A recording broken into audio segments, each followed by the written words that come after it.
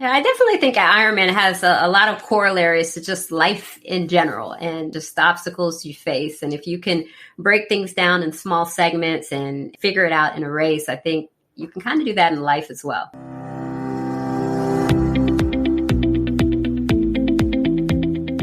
Welcome to Running is Cheaper Than Therapy podcast.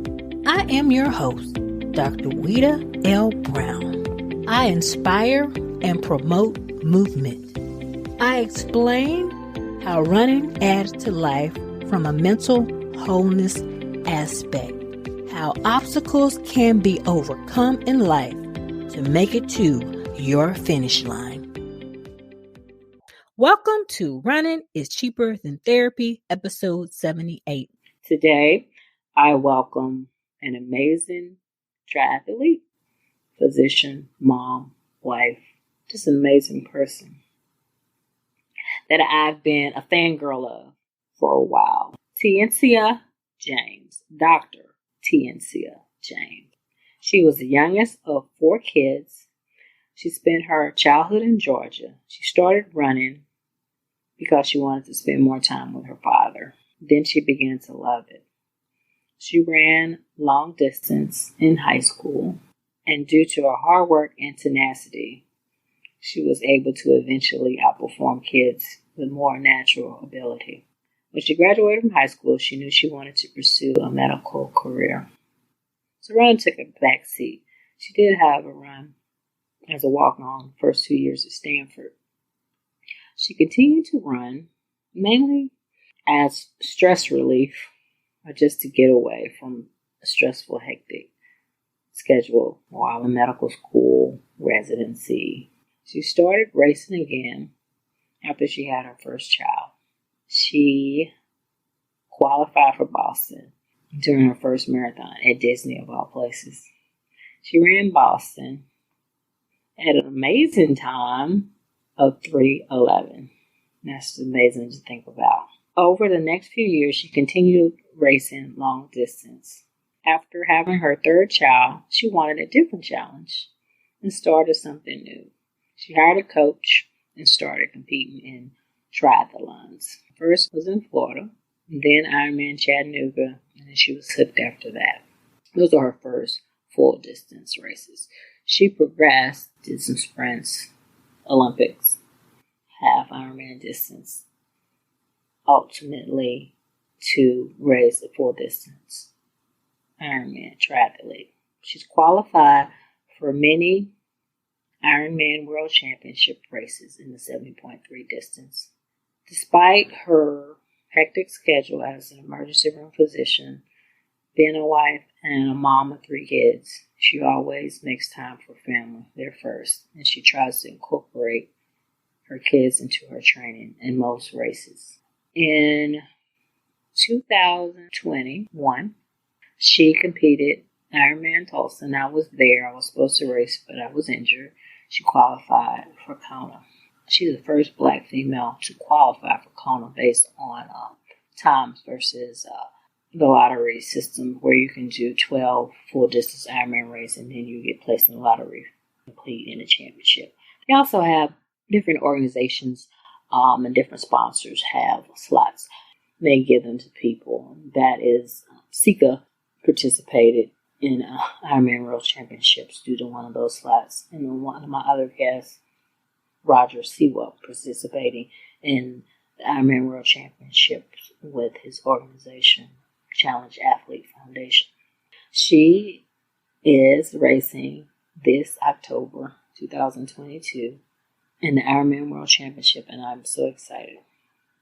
After losing her brother last year, she decided to rethink her priorities, and after 15 years of working as an ER physician, she retired or took a sabbatical to venture out in other avenues. So it is with great pleasure that I welcome Tiencia James, Dr. Tiencia James, to the show. Thanks for having me. So we'll get started with running. My podcast is called Running is Cheaper Than Therapy, although I have a plethora of guests who run endurance race. I've had skiers and people who have overcome obstacles to make it to their finish line. But how did you initially start running? I started running when I was really young, probably about between the ages of 8 to 10. My father was a very serious long distance runner. And so I started running with him. Mm-hmm. And that's how I got my start. So did your dad do marathons? He did everything from 5Ks to 10Ks to marathons. He didn't do ultras or triathlons, but it was interesting because, growing up, him and my mom had kind of a tumultuous relationship and eventually got a divorce. And when they got a divorce, I discovered a couple of things that if I wanted to see him more than every other weekend, if I ran with him, I could see him every week. And then my dad was also really, really cheap. And so if you were a runner, instead of getting your shoes at Payless, you could actually get Nikes and New Balance and name brand shoes. So initially I started for all the wrong reasons. It wasn't that I wanted to run or I was interested. I had ulterior motives. So you're trying to hang out with your dad and get nice shoes. Yeah, but eventually it was interesting because, I'm young, somewhere between, 8 to 10, and I'm going on runs with people in their 30s and 40s. Most of them were African American, which back at that time, there was no Black men run, Black woman run. So it was very interesting to be around that. And just the conversations and the advice I got from a lot of older people who were essentially mentoring me is what really spurred my love for endurance sports. So what got your dad started in running? What made him start running? I think for him, his parents both died really young. I want to say they were in their 60s. And so he thought that he had bad genes and he wanted to outlive his parents. So he was always on this kind of health kick, exercise, diet, that kind of thing. And that's what really triggered him to get into that lifestyle. So after you started running with him, did you race or was it just running with your dad and running on your own? Most of it was running with my dad and the group, but then they would do races a lot of the weekends. So I would go and do the fun runs. And then I started to get pretty good and I would do the 5Ks. And then by the time I got to high school, I joined the track team. And of course, I was a distance runner there, which was unusual because the high school I went to was a majority Black school and they really didn't have a distance program. It was all sprinters. Okay. So you did a longer distance. Did you do cross country as well? Cross country and the 1 mile and 2 mile. Anything shorter than that, I didn't voluntarily do. So you didn't like the shorter distances sprinting? No, I've always been a distance runner. I think I like the training part of it. I like how you can kind of be in your head. And I also like the fact that it's not the fastest person who wins, that there are a lot of things that happen over several miles, a lot of choices that you have to make. So for me, it was a little more complicated than just see how fast you can go. Okay. It's kind of like the strategy. So you mentioned in your bio that you never considered yourself a talented runner. What did you mean by that?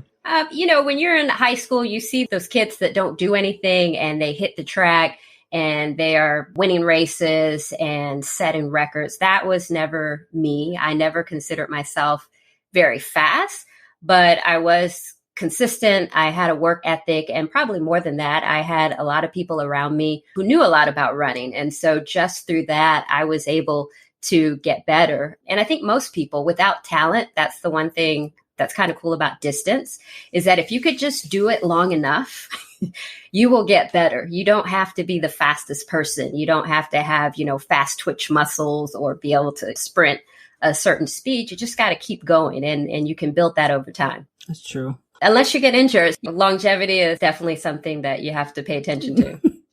So did you run in college? I did. I ran for 2 years, but then I quit the team. So when I graduated from high school, I was valedictorian. So I was a straight A student and I ran cross country and track. I had placed at the state meets in both of those things. And so those were some of my interests. And I felt like when I graduated, I kind of had to make a decision.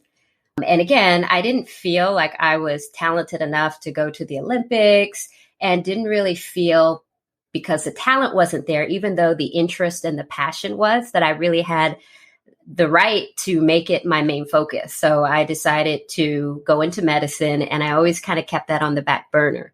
And so I did run cross country and track as a walk-on, But then as I started to have more classes and chemistry labs, there was some tension between the coach and myself because there were a lot of practices that I wouldn't be able to make. And it came to a crossroads where I just had to say, hey, I'm going to do this on my own. And that was probably one of the hardest decisions at that point that I had to make because previously I had been trying to keep everything up. So did you run on your own your last few years of college? Yeah, I've always ran. And actually that was kind of a turning point because I came from, running with my dad and a lot of the people on the running group to going to college, which was a very different transition. The way they ran and the way they taught me to run, I think really promoted longevity. It was more about getting out there because it feels good, doing the best you can, not being so hard on yourself. And when I went to college, it was completely opposite to the point where when I started, I loved running. And then it got to the point where I would look at my watch and be like, oh my gosh, I have an hour to practice. I have 30 minutes. It wasn't fun. And the day that I quit the team, like I said, that was really difficult. I went to the coach and I told her I wasn't going to run. And she was kind of looking over my head at the other runners on the track as if, she could care less, which honestly, she probably could care less. I wasn't a scholarship athlete. And after I left, I went on a 10-mile run and it was the best run I had had since I've been at Stanford. I went up to the Dish, which is this really scenic kind of mountain where you get to the top and there's cows. And I went by the stable. I mean, I really found what I liked in running again. So from that point on, I think I found kind of what I lost in those 2 years of running for the team, which wasn't really fun for me like it was in high school.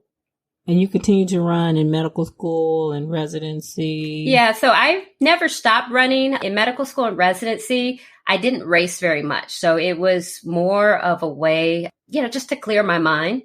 After a tough lab or on a day off, I'd go out into the Duke Forest and I would go for a 3-mile run or I'd go for a 5 or 6 mile run. No particular pace, no particular workout, just to run.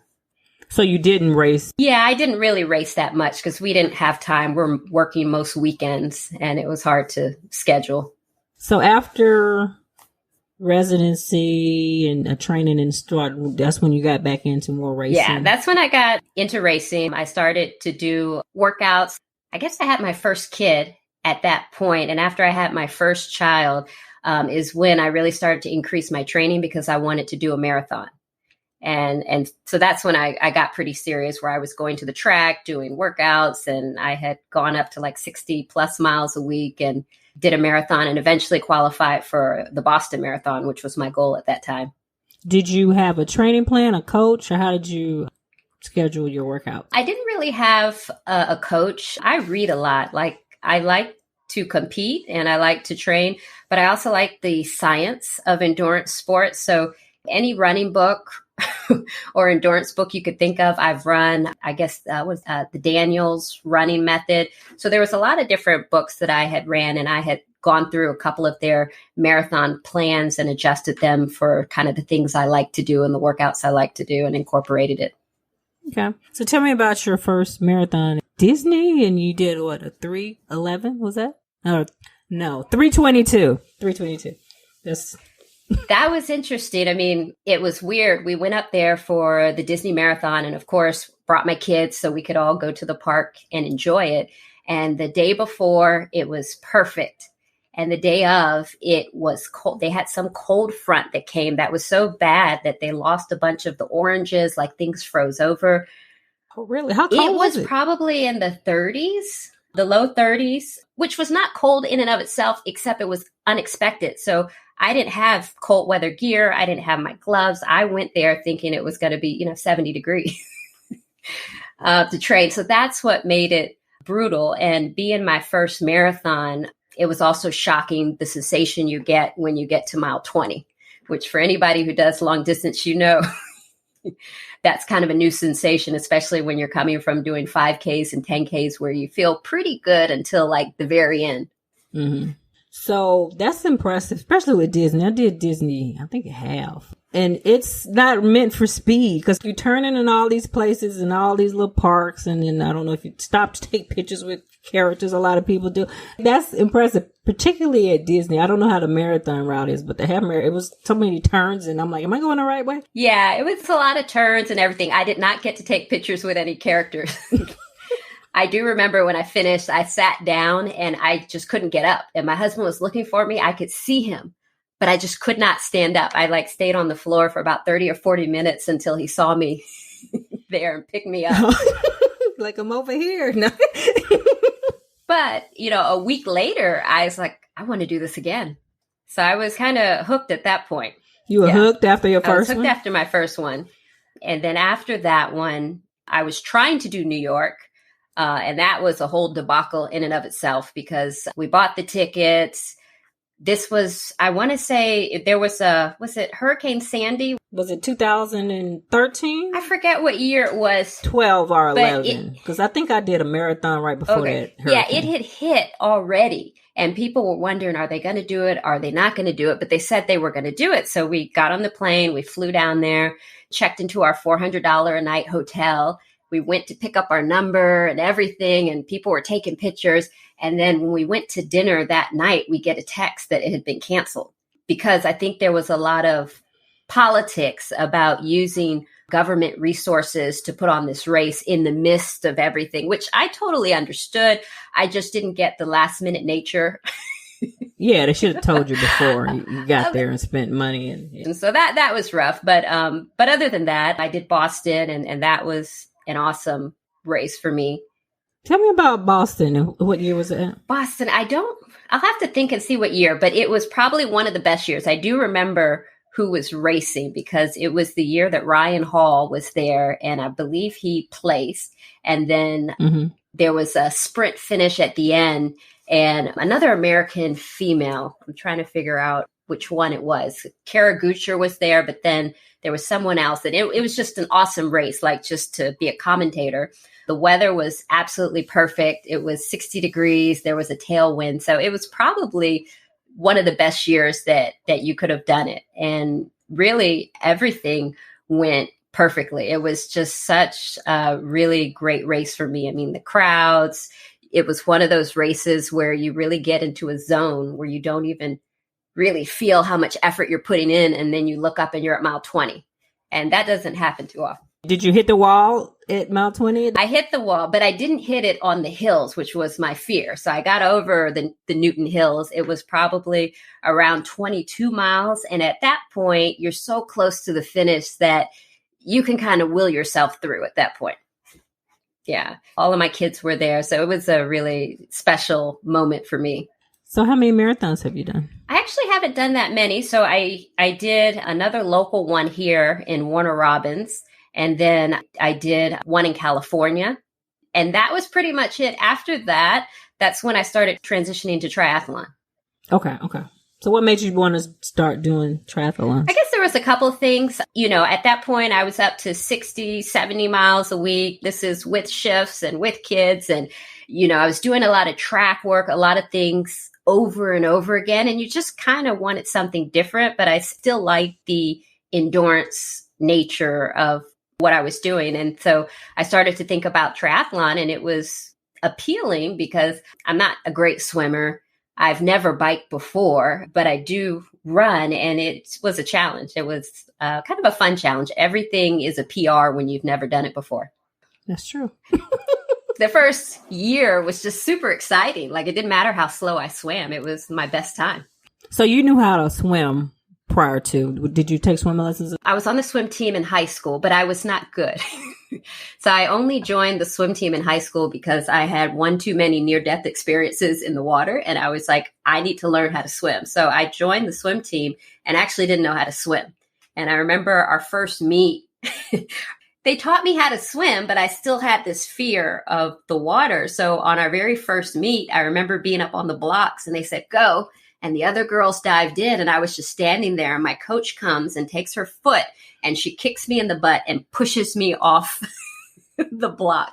And that's how I started my first race. The other people on the team, were people who did Swim Atlanta and these year-round programs, so they were pretty good. I was not good. I did have a good engine, and I eventually learned how to swim, but I never considered myself like a swimmer. And that was the extent of it. But at least I wasn't starting from zero. Okay, yeah. Well, I feel like I started from zero. I took lessons as a child, but they threw us in the pool and we made it to the shallow end. And that's all I remember. And hating water going to my nose and hating getting my hair done. That's all I remember. And then I stopped. I totally remember the hair. And it's funny because I went to a majority Black high school in Atlanta, and the entire swim team was not Black, which was funny because I couldn't get anybody on the team for a lot of the reasons you mentioned, the hair and everything. And at that time, I remember I had a perm. And by the end of the swim season, like my hair was blonde. People were asking me, was I dyeing my hair? And I was like, no, I kept having to cut it. I had like a Holly Berry style. And then before I went to college, I just shaved the whole thing off. Yeah. So there's a lot of things that keep us out the water. Before I went to med school, I shaved my hair off, which it wasn't about swimming. I just knew I wasn't going to have time. I always wanted to do it. No one knows me, so I might as well do it. It's liberating, definitely. But that was the trigger for me. So you said you knew how to swim, but you said you biked leisurely, but before starting triathlon. No, I never biked leisurely. I never biked. Never? Okay. Ever. Never even as a child? Ever? First time on the bike was training for triathlon? No, I probably biked as a trial, but never biked for racing or like road bike. Probably just the regular bike you have with no gears that you just go up and down the street as a kid. Okay. So did you get a coach, or did you just kind of research your own when you started your triathlon? No, I got a coach. So this is probably my 7th year, and I've had the same coach the whole time. Oh, cool. My coach is Haley Chura. She's with Dynamo, but she's also a professional triathlete. Is she local? She used to be. She used to be in Atlanta, but now she's in Montana. But I really liked her because there's different kinds of coaches, personalities. You can have kind of the drill sergeant sort of coach. And I felt like I had a lot of stress coming from other areas of my life that I didn't need triathlon to be one of them. So her personality is more, I always tell her she should have been a cheerleader. It doesn't matter what you do. You could pass out in the middle of a race and she's going to find something good about it and tell you how awesome you did. And well, at least you woke up at one point. And, that's her personality. So it was just been really fun working with her. You've had the same coach. So how did you find her initially? I was researching local coaches in Atlanta. And to be honest, there's a group called Dynamo Multisport. And I looked at their website and their colors were green, which is my favorite color. And I was like, you know what? I want to wear a green kit. So just based on that, I contacted them. And I think the head coach at that point was a former Stanford coach. And so we kind of had that connection because I went to Stanford and then we got to talking and he referred me to Haley, and the rest has been history. Tell me about your first triathlon. What was it and how did you feel about the whole experience? So when I first got the coach, I decided that I wanted to do a full Ironman, which is probably weird for someone who's not done any of those things. So I signed up for a full Ironman. But you started, say, in June. How far? I would say it was probably about 8 months or so, maybe 8 months or so. But then we went and we filled in my calendar with the sprint and Olympic, and we put some things before that to build up for it. So my first race was actually a local race. It was Blaylock. It's a sprint here in Atlanta. And it was really nice. It's one of those races where they let all the new triathletes start in the back. So you have a really nice swim. It's a very calm lake. So it was a really good way to get involved. And because it's local, people weren't out there trying to kill each other to get a certain time. It was very supportive. So I had a ball. I think probably the hardest part for me was the first time getting into the open water and swimming in the open water. That was psychologically probably the toughest part of the race. The running, I felt totally fine with. What about the biking? The biking wasn't too bad. I mean, it's non-drafting, so it's not too scary. I didn't do anything crazy. I'm not one of those people. Even now, 7 years later, you will never see me do a flying mount or any fancy way trying to get off the bike. I get on, clip on, and go. So it wasn't too bad, and it wasn't a crazy bike course. It wasn't very technical, not too many hills. So it was pretty low key. Okay. So were you hooked after your first sprint? I was definitely hooked after my first sprint, but because it was a sprint, again, just like going from a 5K, 10K to a marathon, you kind of underestimate what happens after a certain amount of time, because I feel like a large part of long distance Ironman is nutrition. And you really don't hit that until after you get past the half. So you can do whatever you want. You can eat, you cannot eat. And in a sprint, it's going to be fine. In an Olympic, you'll probably be okay. It's not till you get to the other distances that you start to have problems. And that was tough. Your coach talked you through that, or how did you trial and error? Because everybody has different nutrition. Everybody has different needs, and everybody has different quirks. So what works for you may not work for somebody else. Yeah. So she did give me a guideline of how many carbs I should try to shoot for an hour. And then I would test different things that I would or wouldn't tolerate it. But at the same time, I was coming from a running background and I did marathons and I did pretty good. So I had this false sense of confidence in terms of what I could or should do, which was really hilarious when I actually ended up doing my first full distance triathlon, and it didn't work out so well. So tell me about your first full distance. So the first full distance I did was Claremont, in Claremont, Florida. It's the Great Floridian. So it's interesting because when I think of Florida, I think of completely flat and I think of ocean, and it was completely opposite. It has a lot of hills. It's probably the only place in Florida that has hills, and the swim is in a lake, and it was pretty hot. And this was the first year. So I had come off of doing, a lot of hardcore marathon training. So my run was really good. And so my coach was giving me all this advice. Well, I think you should start at this pace, which I thought was too slow. I was like, I could run faster than that. So I go into the race. The swim was fine. It was in a lake. I didn't have any problem at that point. I think I had gotten over a lot of my fear, and it was a lake. The bike part was a lot hillier than I anticipated. They do have some very steep hills that come up and you have to hit them twice. And so I think I hit them a little harder than I probably should have. And then I got to the run. And, as soon as I got off the bike, I'm like, this is my jam. All right, we're ready. And I was just going. Now, my coach told me to start off slower, but I was like, oh, I feel good. So I was clipping through the miles, 8 minutes, 7:45. Now, keep in mind, I got off of a 3:11 marathon, and this was years ago. I would never attempt this right now.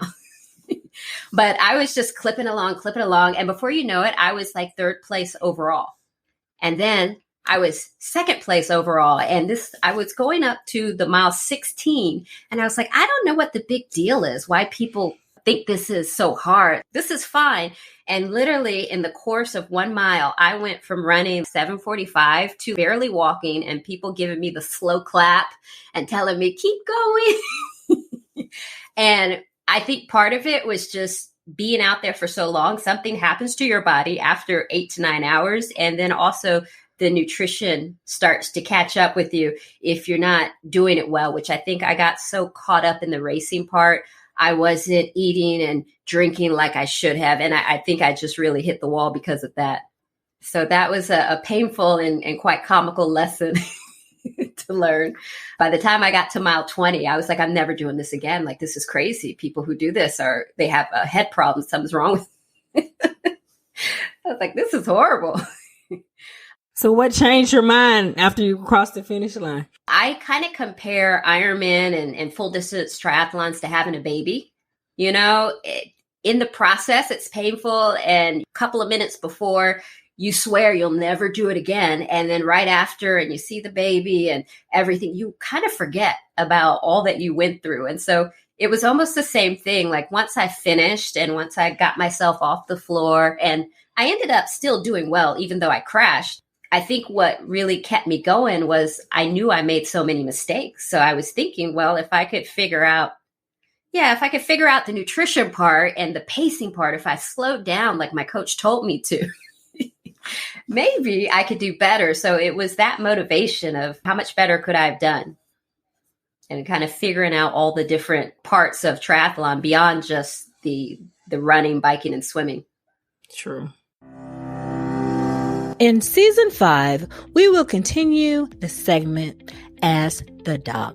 If you have any questions related to musculoskeletal health, please email me, send me a message via social media, or click on my website and leave an audio message. Select messages will be answered on the segment. So when did you get to the point of qualifying for Ironman World Championship? You qualified for the half initially. Right. After the first year, I qualified. And the first time I qualified, I kind of felt like it was by accident. Was it Racine? I feel like it was Ironman Racine. It was one of those races. I believe it was in Wisconsin. And I went out there, and I remember I got out there and I was looking into the lake, and it was really cold. I think it was like 60 degrees, and people were giving us all kind of advice how to warm up. And, I've never done cold water swimming. And I remember being at the start and being like, dear Lord, please help me with the swim. And I swear to God, at that moment, a bolt of lightning came out of the sky.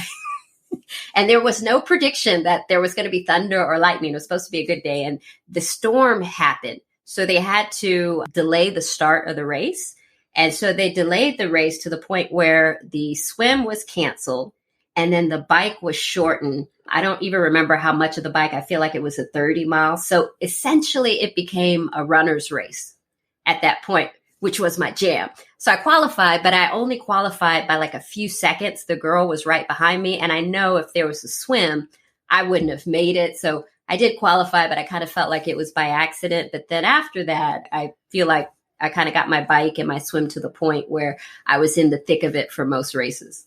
So how did you get your bike and swim to that point? Just training, your coach, multiple races, kind of trial and error, learning from your mistakes and doing it better the next time? I think kind of all three. I was training with Dynamo Multisports, which that's where my coach is from, but it's also a group of athletes here in Atlanta. So in terms of the biking, we did do some camps, which were really useful, where we'd all go to the Gaps, which is a really hilly place in Atlanta, or in Helen, Georgia, where the mountains are, and we would do biking there. So a lot of it was just doing more of it with people who are a lot better than you, who are constantly giving you tips like, oh, you got to get out of that gear, or, oh, you need to do this, or try this. I remember one time I got so shaky on my first 100-miler, they pulled into a gas station and they got me some candy, and they were giving me advice about when to eat. And so I think that really helped a lot. And again, with the swimming, at that point, I was doing master swimming a lot.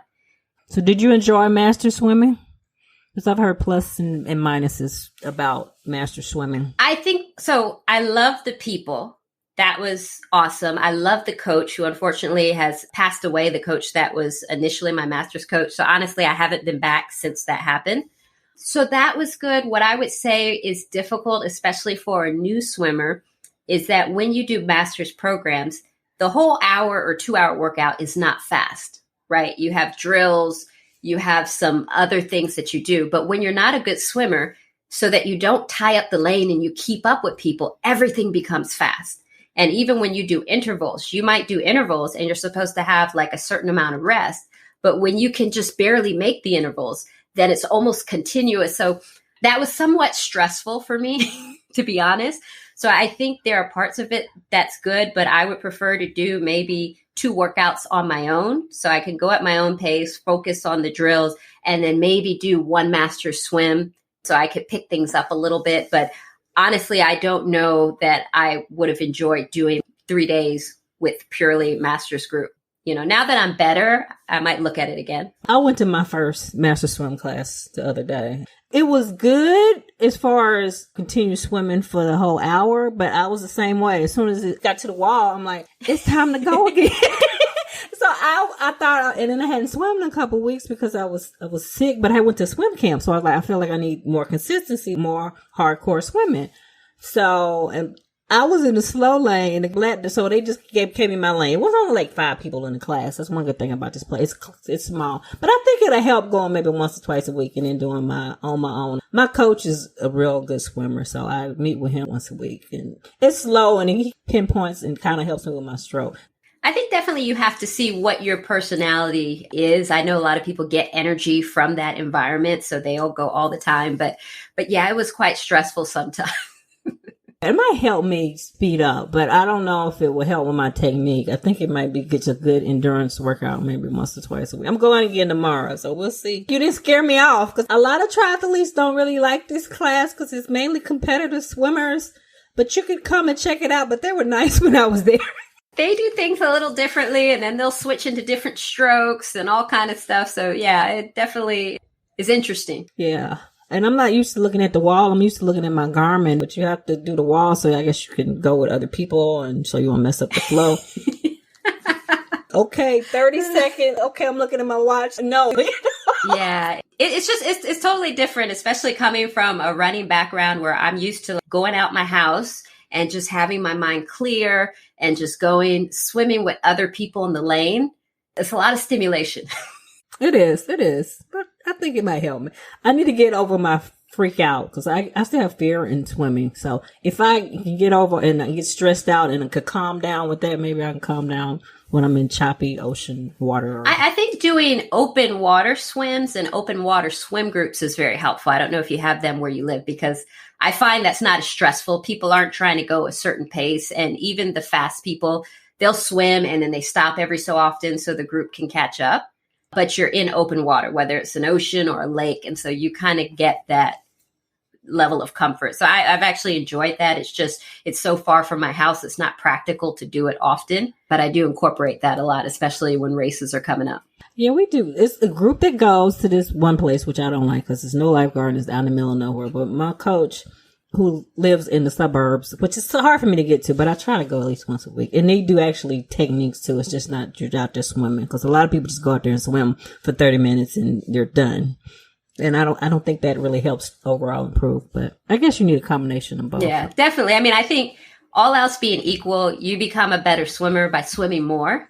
So if there's something that gets you to swim more, like if you're so stressed out by masters that you end up not going, you procrastinate and you talk yourself out of it, you're probably better off not doing it. Well, if I pay, I'm going to go. So I pay for 10 sessions. So I'm at least going to go to those 10 sessions. So I think it'll help. Oh, I definitely think if you go, it will help. From reading your bio, are you the first Black female who's qualified for Kona as far as time qualifications versus legacy or given a spot? Yeah. That is impressive. Yeah, and I didn't even really know that. After I qualified, my coach and then some other people were like, do you know? And I don't really know how they know. I don't really know who's keeping track. But apparently, I am the first. But I think this is a fairly young sport in and of itself. And then the diversity is also pretty young. So it's just amazing. The more races I go to, I'm seeing more people. And I think it's great. I mean, just different races, different sex, different kinds of people. I think eventually we'll get to the point where it will be like marathons and 10Ks and that kind of thing. But we do have a long way to go. So how do you train at that level with your job, being a physician in the ER, a wife, a mom of 3 kids? And how do you fit it all in without losing your mind? It's an interesting question because I've actually switched things up recently, like literally in the last 2 months. But for the last 7 years that I've been doing it, I have been putting it around shifts and kids and juggling it all, which you definitely can do. But as you kind of alluded to, something gives. And probably the thing for me is the sleep. So, I would have a shift that I have to be in at 6 o'clock in the morning, and I would get up at 3 o'clock in the morning after sleeping for 4 hours and do an 18-mile run. I get back to my house at 5:20 and have just enough time to take a shower and go to the hospital. And literally, I'm still sweating as I'm pulling into the parking lot to get in the hospital. And I go start seeing patients because the night doctor is leaving, and I don't really even have a time to sit and eat something until my relief comes in a couple of hours. So you can definitely do it. But I think as I'm getting older, I'm seeing that the benefit that you get from the workouts is not as great if you can't do the nutrition and the recovery. And so it's physiology. You're trying to put a certain stress on your body so that it actually breaks down your tissues and muscles so that it builds back stronger. And if you don't put the right food in and you're sleeping 4 or 5 hours, you don't get that response. You just get tired. You don't actually get faster. So as the years have gone by, obviously I'm not going to sacrifice my kids. Like I'm still going to be there. What I would sacrifice is my sleep. So this year, after qualifying for Kona, I decided that, you know what, I'm not going to do that anymore. So I've actually retired 2 months ago, I would say. And honestly, I don't know if it's retiring as much as sabbatical. I think I'm done, but we'll see.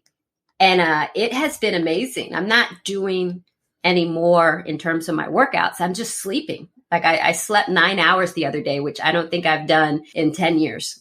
At 3 weeks, I had a sinus infection, and 2 weeks ago, I had something, not COVID, but I slept for like 9 and 10 hours just because I didn't have any energy, and I felt guilty. I guess it wasn't good rest because I was laying in, I need to do this, I need to do that, which I hate. I need to just rest. But you're thinking about all these things that you need to do or have to do, all these responsibilities. Sometimes it's just hard to just even rest, even when you actually quote unquote have the time. Yeah. It's interesting, actually. Being a physician, you kind of understand the medical side of it, the physiology and that part. So it does give you a lot more to think about in terms of how you're doing your training and how you incorporate it in your life so that you could have longevity and it can be a positive thing and not a negative thing, which it definitely can become. So since you retired, you've been focusing on your family, training. What else is in store for you? You say you might be a sabbatical, you might go back. I think I'm just looking for, it's interesting. So, my 45-year-old brother died last December, very unexpectedly. Sorry to hear that. Thank you. I appreciate that. I know that you've had, some similar experience, but it's one of those things where you're kind of on this treadmill. Somebody turns it on at some point, maybe it's you, and you just keep going. You got the kids, you got the family, you got the job. You like your job. You don't hate your job, but you never take a pause to look at all the things you're going and to see if your priorities are still lining up with your personal values. And after that happened, that really caused me to just kind of take a step back at just life in general and just look at the point that we all get a limited amount of time on this earth. And we get to decide what kind of experiences we're going to have. And, at that point, I've done emergency medicine for 16 years. Obviously, it has its issues. I mean, we could talk forever about the problems with healthcare, but it always had its issues. But especially with the athletic side, I've always had to put it on the back burner. It was never something that I could focus on. And after I qualified, I was like, well, if I'm not going to go for it now, when am I going to go for it? When I get sciatica, when my knees go out, you're not really guaranteed anything. Health is such a transient thing. And so when that happened, it just really gave me permission to say, I don't really have to know what I'm going to do. It's okay to be curious. It's okay to have a different experience. It's okay to go for dreams, even if they don't make sense to anybody but you. And so that's what this year is for me. It's not only about necessarily Kona, but it's about just discovering, what I could do outside of all these things that I've kind of, I won't say limited myself, but I've blocked myself into over the past 16 years. And endurance and sports has been a passion of mine forever, even outside of my own competition. And what can I do with that? Can I create a business? Can I create something that I'm excited when I see it on my calendar? I'm not tired. I'm not exhausted. And can I create something that also works for my family? And so that's what the next couple of months for me is. So I don't know where it's going to end up. It sounds exciting. I'm excited for you because like I was telling you, I could relate to you. You were trading shifts to ride your bike because sometimes when I'm at work, especially when the hospitals I work, I want to be outside. And I used to sometimes ride my bike to work. I'm sitting here looking at my bike. It's just the weirdest thing. Like, so I was, working and I eventually got promoted to be associate director. So now I'm doing all these meetings and things like that. And I would be sitting in the meeting that would happen in the middle of the day. And as an ER doctor, it's not like other physicians where you're there anyway, and then you step out to do a meeting. You're off. You can't do meetings and be working. So you're off at home and you have to drive in for this solitary meeting. And you're sitting there and it's 80 degrees. The sun is out. The birds are chirping. And literally I felt like Charlie Brown, where everything they were saying was like, blah, blah, blah.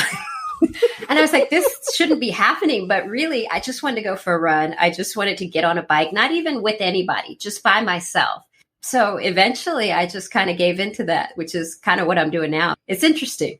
I'm excited for you. I really am. Yeah. So I'm excited to just get to control my schedule a little bit more on a day-to-day basis and just kind of see what happens. The one thing about my brother, it's interesting. We were totally different people, completely opposites in every way. I was the one that, I went to college and I became a physician, valedictorian, and I kind of did everything by the books. And he was the one that didn't care about any of that stuff. Like, he lived life on his own drumbeat. He didn't really care what he was supposed to do, what people expected of him.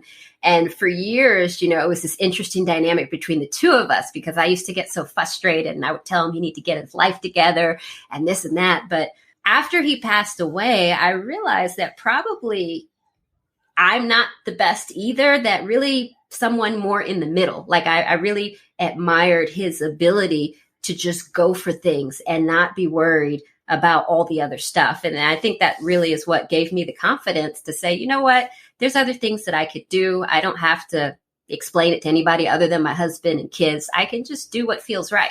There is no hero cookie at the end of the day for sleeping for 4 hours or for working on Christmas Eve or getting text pictures of your 10-year-old's birthday party while you're, resuscitating people. And I've done that, and I'm ready to have kind of a different experience. I'm ready to be that crazy mom with the kid's face on a button at their events that they don't even want me there. They're embarrassed. Like, I'm ready to do that. And so that's what I'm looking forward to in the next couple of months and seeing where it goes.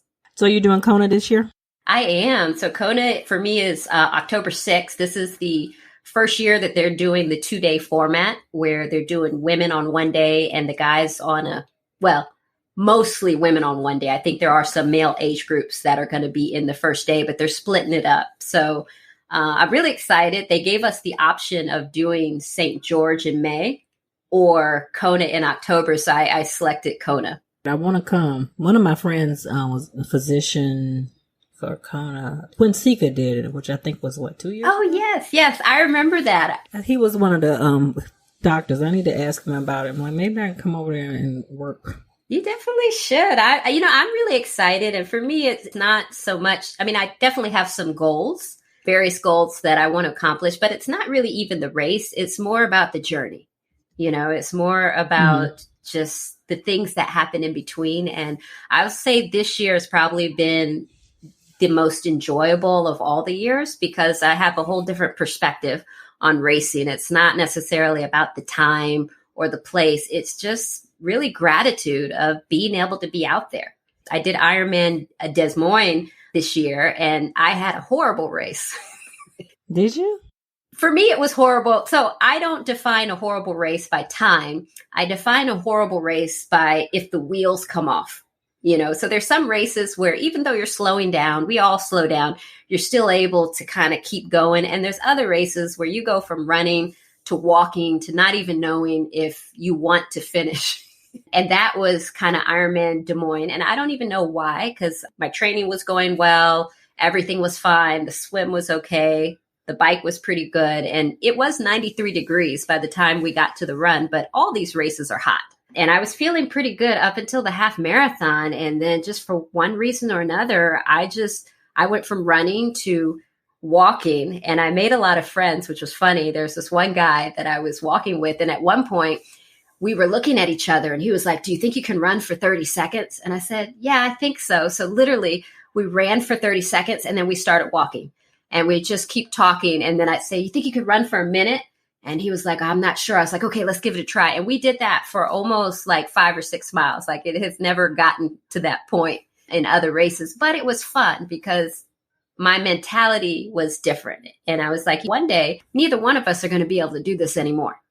But today's not that day. We might walk the whole last half of it, but we're healthy. Nothing hurts as an injury. We're just tired.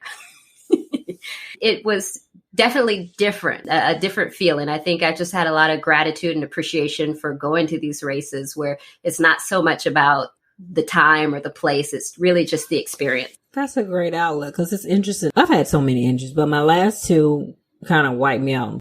When I was first started running, I was all about time. I wanted to PR every race. Triathlons, I'm happy to make it to the finish line because I'm kind of new in the journey. And if I make it out to swim, I'm good to go usually. But I'm like, if I make it back, because I did Ironman Louisville and Swimmers Council, I wanted to do another Ironman. So, but then it was, what did I have? I had some weird thing with my heart, which wound up being nothing. So I couldn't train when I was going to do Tulsa. I think the year you did Tulsa. And then I had 2 knee surgeries. So it's been like 2 years since I've really been able to race. So next year, I'm praying that I can get back into, I like longer. I don't know. I think I like the challenge. I like sprints and stuff for fun, but I like the challenge of halves and full distance. Yeah, I definitely think Ironman has a lot of corollaries to just life in general and just the obstacles you face. And if you can break things down in small segments and figure it out in a race, I think you can kind of do that in life as well. So that actually brings me to my next question. Part of my podcast is to have guests who overcome obstacles to make it to their finish line. Can you tell me about an obstacle that you had to overcome, whether it be running, triathlon related, or just in life? I mean, I've had a lot of various obstacles. I think I'm trying to figure out if I should do life or triathlon. You can do both. I mean, I guess, for triathlon, definitely one of the biggest obstacles for me is the swim. And I think it's one of those things, when something is difficult for you, you have 2 options. You can go towards it or you can go away because it scares you. And in the beginning, I would kind of go away. So I would procrastinate to the point where I would miss my swim time. Like, I didn't know I was really doing this. It was a psychological thing, but I would not make the swim because of just the stress, the anxiety. It's not something I like to do. I never missed a run. Like, it could be 2 degrees outside, lightning and thunder. Somehow I always got it done. But a swim, it would take very little and, I can't do it. And so over the last couple of years, I was like, you can be miserable for the first part of every race, or you can embrace it and you can love it. And it's not about being good at it. It's about really enjoying it. So I've started recently where I'm doing it more. I've actually asked my coach, I was like, I actually want a swim focus program. And so instead of swimming 2 or 3 times, I'm swimming 4 times. I might do extra swims, but they're not long. I've done a swim camp in Thailand. I've gone to do some open water swim races, things that have really pulled me out of my comfort zone. And I think I'm getting to the point where I actually look forward to the swim. I'm still not super fast, but I'm no longer afraid of it. I feel like, okay, I got this. And that has been definitely, a long journey for me to get to this point. Okay. That's where I'm trying to be. I just want to be comfortable and not freak out and be okay in any situation. I mean, not be super confident, but not freak out and be like, I got this. And not freak out. And sometimes when you get nervous and anxious, it takes away from the rest of the race because it just drains your. No, it does. I always think that you have only so many heartbeats to use during a race. And if you get your heart rate up to 150, 160 in the swim, the bike and the run is just not going to be that good. And it doesn't matter how fast or slow you do the swim. But if you get yourself all worked up, so a part of it is just getting to the point where you can go out there and comfortably do the swim. I mean, you don't have to be Katie Ledecky or Simone Manuel, but a lot of times it's not even the physical effort. It's the mental anxiety that will get you going before you even get in the water. So definitely getting control of that is huge. Not necessarily a life obstacle, but something that I've really tried hard to is just, how to go after a goal, especially an athletic goal, and not have it take away from my family. And that has been something that I've really focused on. It was interesting because, my father, he was so obsessive about it, which was good. Like, he knew everything. He read every book. I mean, he's like a wealth of knowledge, but he even admits to me in his older age, he's 75 now, don't ever let it get in between you and your family. If you have a workout and your kids need to do something, always pick the kids. And it's funny that he gave me that advice because he did the exact opposite. And I feel like it was probably a large reason why him and my mother got a divorce. And even though we ended up being very close because I ran, my other siblings who didn't run got less of him. And I think there's some regret there of, kind of how much he was away. going after this goal, which at 75 really doesn't mean that much to him. If you ask him what his fastest marathon is, I don't even know that he would remember. And so for me, running and triathlon has always been a balance of, how fast can I go? How good can I be? But not letting it isolate me from my family, not letting it pull me away from things that are more meaningful. So if anybody ever follows me on Strava, you'll see that a lot of my workouts, my kids are there. I do runs and I'll bring my kids. I let my husband a lot pick the races that I do, and they're usually kid-friendly races or places they want to go. So we always go to Chattanooga, and that's one of the toughest run courses. But they have the aquarium, they have the children's museum, they have all these things at the finish that the kids can do. So that's what we do. It's interesting because I think the more that I can incorporate my family into my training, it feels like our journey, not my journey. And when I get to the races, everybody's celebrating because they all have a piece of it. And so that's been something that's been very tough to balance. And obviously now that I've retired, it's a lot easier because I don't feel like I have to pick and choose as much. That makes sense. I just had Zaza, and she was saying some of the same things. Their whole family incorporate. They all have team goals and they all support each other, and they all do races together, and they've all done triathlons together, even though it's not her kid's thing or her husband thing, but they do races and stuff together as part of their family time. And I think that has. I definitely think that's awesome. I mean, my youngest one, it was funny.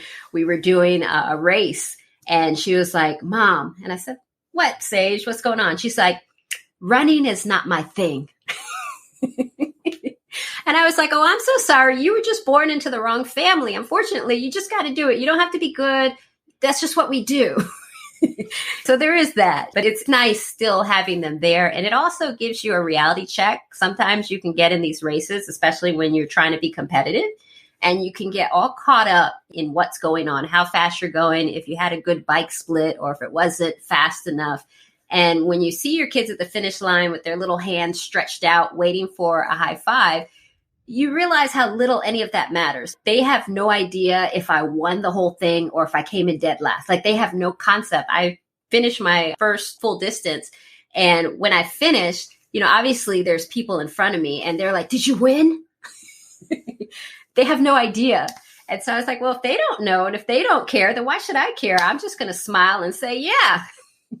And enjoy it. So it pulls me out of a lot of that, which I think is good. And I think that helps with preventing burnout and just longevity in the sport, is to not take it so seriously. That's true. It's supposed to be fun, although sometimes with all our aspirations and, you mean well, but if you take the fun out of it when you make it too technical, like it's a job. Yeah, exactly. And a lot of us are type A anyway, high achievers in other areas of our life. So obviously when you put us into triathlon, it's not going to be any different, but it needs to be. You need to have some enjoyment. It needs to be fun so that you'll keep doing it enough so that you can get better. So if your present-day self could go back and give your younger version advice, what would you tell yourself? Athletically, I wish I knew more about rest and nutrition and recovery. I think when you're younger, you think the most important thing is the actual workout. And, you want to see how badass you can be. Can I do, a 10K swim? Can I do a 100-mile bike? And you like to brag about that. But really, it's not the big workouts that make you better. It's the recovery and rest after the workouts that make you better, and the consistency. And so you don't have to do all this crazy stuff. You just have to keep doing it and recover.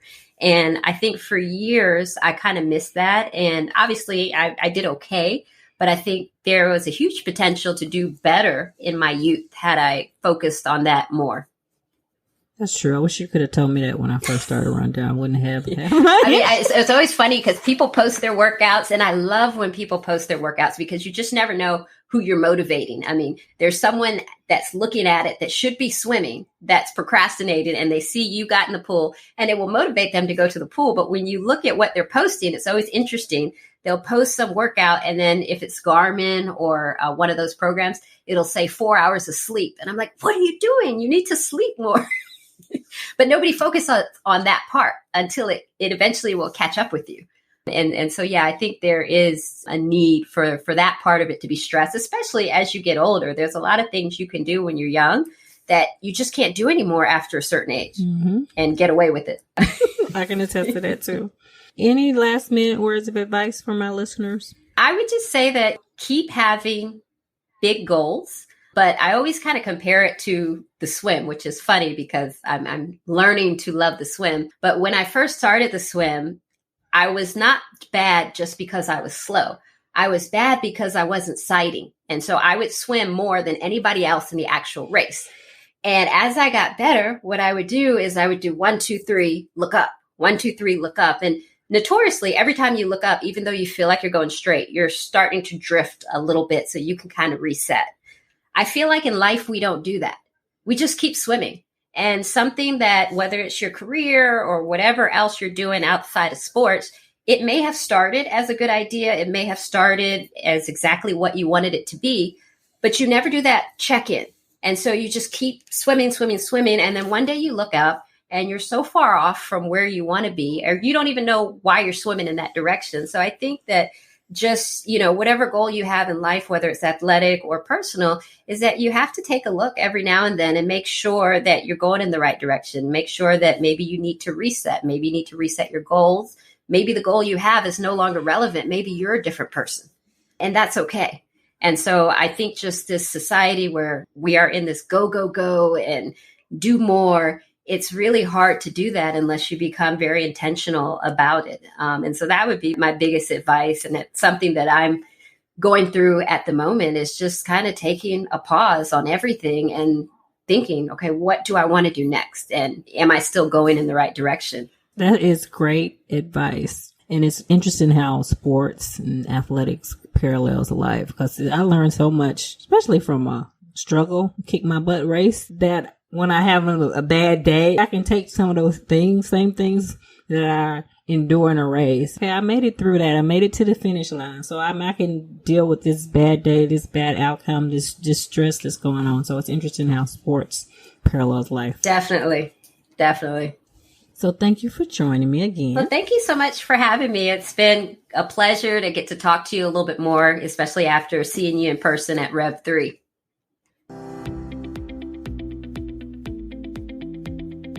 That wraps up this episode of Running is Cheaper Than Therapy podcast. Thank you for tuning in. If you already haven't, please download Running is Cheaper Than Therapy podcast on Apple, Spotify, or however you listen to your favorite podcast. If you have any questions, concerns, or possible show topics, please email runitischeaperthan.therapy, OLB, Omaha Love Brown. Again, that's runitischeaperthan.therapy, Omaha Love Brown @gmail.com. I also can be reached via Instagram, Facebook, Twitter, LinkedIn, and YouTube. Handle We Life, We Love. OUI Life, OUI Love. Thank you, and please tune in again.